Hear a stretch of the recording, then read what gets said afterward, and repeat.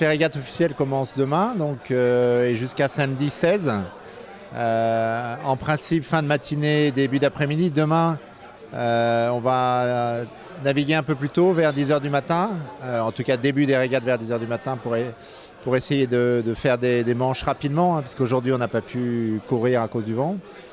Puis donc, sur les 4 prochains jours, les bateaux seront en rade de Calvi, avec un parcours très proche du rivage, donc tout à fait accessible à la population. Les meilleurs emplacements pour le voir sont les jetées du port et la citadelle. La zone de course va être très proche du rivage. Combien d'équipages vont s'affronter pendant ces 3 jours? 7 bateaux qui représentent un peu tous les continents. Des bateaux australiens, japonais, américains, suisses, français et même des équipiers corses. Et donc Calvi fait office d'avant-dernière étape du GC32 Racing Tour. Oui, c'est un circuit qui comprend 5 étapes, donc dans des magnifiques lieux, des sites réputés en termes de voile. Le lac de Garde au mois de mai, la Sardaigne au mois de juin, Palma de Majorque au mois d'août, et puis Calvi avant d'aller à Marseille le mois prochain. L'impact est un impact évidemment positif, de par l'animation, de par la portée de l'événement, qui est un événement international bien entendu, et puis surtout de l'activité économique et des retombées directes que ça apporte à la ville, notamment sur la restauration, sur l'hôtellerie, etc. bien entendu. Est-ce qu'on peut parler de Calvi comme d'un théâtre nautique professionnel en devenir ?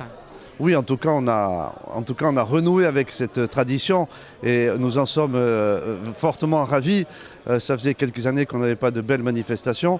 On renoue avec la voile d'une part, mais aussi avec un événementiel de grande importance.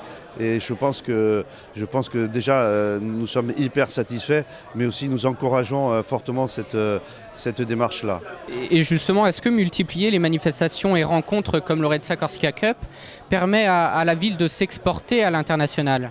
Mais fortement, s'exporter, je dirais même fortement, quand on sait le nombre de télévisions internationales qui sont aujourd'hui sur la manifestation, on peut largement s'imaginer comment notre image, notre vitrine, notre baie et notre cité et la notoriété va grandir à travers tous les reportages qui seront faits au fur et à mesure et dans je crois, quelques 160 pays ou 160 télévisions.